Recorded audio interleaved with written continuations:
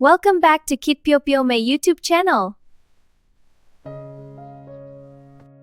ပြပြမေတို့ကိုခေပြနဲ့ပြမေတို့ကနေပြန်လဲကြိုဆိုလိုက်ပါတယ်ရှင်ဒီနေ့ခေပြတို့ကနေရာသီကဘလောက်ကြာရင်တခါလာတတ်တယ်ဆိုတာရဲ့ចောင်းတက်နေရင်ရာသီလာတာမျိုးနဲ့ကြုံလာရပြီဆိုရင်ဘာတွေလုပ်ရမလဲတန်တန်ရှင်းရှင်းလေးဘယ်လိုနေရမလဲဆိုတာတွေကိုသိသလောက်လေးညဝေဆွေးနွေးပေးသွားတော့မယ်နော် ခစ်ပြူရာဒီကဘလောက်ကြာရင်တစ်ခါလာတက်လဲ အခု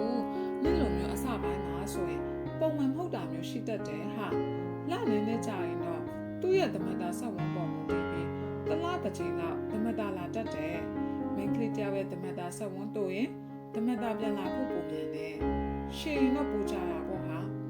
သမတာဆက်ဝင်ကညာတော့အပြင်ဆို28-30ရဲ့ကြာကြာတတ်တယ်နည်းနည်းပုံမြန်ခြင်းမြန်မယ်နည်းနည်းပူကြခြင်းလည်းကြာမယ် အော်အလို့ကို နောက်ပြီးရာသီကတသက်လုံးလာနေမှာမဟုတ်ဘူးနော်များသောအားဖြင့်ဆိုအသက်45နှစ်နဲ့50ကြားလောက်မှာဆုံးသွားတတ်တယ်ကြောက်နဲ့ကြောက်တော့မတူဘူးပေါ့ဟဲ့ ခဏလေးငါတွေးဆုံးရဲ့အကြောင်းမသိချင်သေးဘူးရာဒီစဝက်အကြောင်းလေးသိချင်သေးတယ်အေးဒါငါရှင်းသွားတဲ့အထိပြပြအောင် အော်အဲ့ဒါကဒီလိုလေ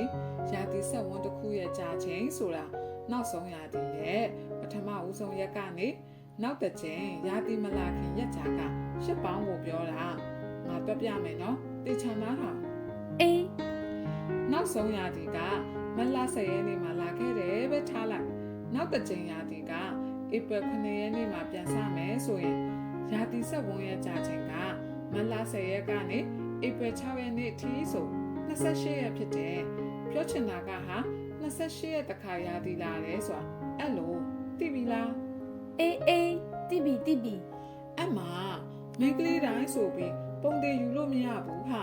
တချို့မိန်းကလေးတွေရဲ့ရာသီဆက်ဝန်းက21ရက်ပဲကြာတာရှိလို့တချို့ကြတော့35ရက်ထိကြာတာလည်းရှိရဲ့ဒီလိုဖြစ်တာကတော့ပုံမှန်ပါပဲပုံမှန်မှန်တာကဘာလဲဆိုရင်မိန်းကလေးတယောက်ရဲ့ဓမ္မတာကပုံမှန်ဖြစ်နေရကနေရုတ်တရက်ကြီးရက်ပေါင်း90လောက်ရက်တန့်သွားမယ်ဆိုရင်သူ့ရဲ့ခန္ဓာကိုယ်မှာပြဿနာတစ်ခုခုရှိနိုင်ပြီဟာအမြန်ဆုံးဆရာဝန်နဲ့တွားပြသင့်ပြီနင်အခုရာသီဆက်ဝင်တက်ပြီဆိုရင်နောက်လာမဲ့သမတာအချိန်ကိုလည်းနင်ခက်မှန်းတက်သွားပြီနင်အဲ့အတွက်ဘာတွေဘလို့ကျွတ်တင်ပြင်ဆင်မလဲဆိုတာငါ့ကိုပြောပြ အေးဒါများလွယ်လေးလက်စင်တုံးပစ္စည်းတွေကြိုဝေထားပြီးအပြင်သွားတဲ့အခါငါနဲ့အတူတခါလေးယူသွားမှာပေါ့ဟာ ငါတငယ်ချင်းလေးတော်သွားပြီနင်ရာသီလာတဲ့အခါဘာတွေခံစားရလဲ ဘာမှမခံစားရဘူး ကောင်းလိုက်တာဟဲ့ငါကရာသီလာနေတဲ့အချိန်ဆိုပင်ပန်းနေဟာဘိုက်လဲအောင်တယ်တစ်ခါတလေဆိုအထီးကျန်တယ်လွတ်လွတ်လပ်လပ်နေလို့မရဘူးလို့လည်းခံစားရတယ်တချို့ရက်တွေဆိုပြင်းပြင်းထန်ထန်ကိုဘိုက်နာတာလာတိုင်းရာသီလာတဲ့ခါတိုင်းတအိမ်နေရကနေရကွာကြလို့ဘိုက်နာတာလေ အေးဖို့လေ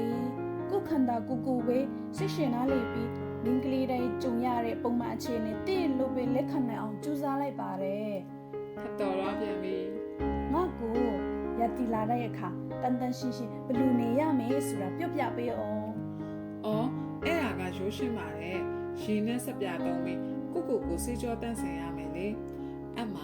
ရေကို6အောင်တော့ဖို့အရေးကြီးရယ်နော်ယောဂဘိုးဝင်တာတွေမဖြစ်အောင်လို့လေနောက်ပြီးအောက်ခံပေါင်းပြီးမှအစွန်းထင်းတွေပြအောင်ရေနဲ့စပြကိုသုံးပြီးအမြဲလျှော်ရမယ်အဲ့လိုဘောင်းပြီးတဲ့ဝတ်စားတွေမစွန်းထင်းရအောင်ရဲ့အနက်အသက်တွေမရှိအောင်ရဲ့ဂွန်းထုတ်ကို4နာရီတစ်ခါလဲပေးတဲ့နဲ့ပြီးရနဲ့လက်ဆေးရမယ်နော် โอเคငါတိသွားပြီကျေးဇူးပါတင်ငယ်ချင်း ပြမေတို့ရေဒီနေ့ခေပြိုနဲ့ပြမေတို့ကနေရာသီဆက်ဝန်းလေးလက်ပတ်ပုံချောင်းရဲ့တန်တန်ရှင်းရှင်းဘယ်လိုနေရမယ်ဆိုတဲ့အကြောင်းလေးတွေကိုမျှဝေပြီးသွားပြီဆိုတော့နောက်တစ်ပတ်ကြားလို့ရှိရင်စေကျော်သက်ပြမေတို့ကိုအတ္တမအကျင့်ခံလိုက်ရလို့ပဲဖြစ်ဖြစ်မရည်ရွယ်ပဲလိန်ဆက်ဆံပြီးလိုက်လို့ပဲဖြစ်ဖြစ်ကိုဝင်ဆောင်တာကိုဘယ်လိုဆိုင်ခဲ့ရမလဲဆိုတာဒီကခေပြိုတို့ကနေတိတလောက်လေးပြန်လည်မျှဝေပေးသွားမှာဖြစ်ပါတယ်နောက်တစ်ချိန်မှာပြန်တွေ့ကြရအောင်เนาะ bye bye ခေပြပြမင်း channel လေးကနေအ သိပညာဗဟုသုတတွေရသွားတယ်ဆိုရင် subscribe ရဲ့ like and share လေးတွေရဲ့လုပ်ပေးဖို့တောင်းဆိုလိုက်ပါစေနော်။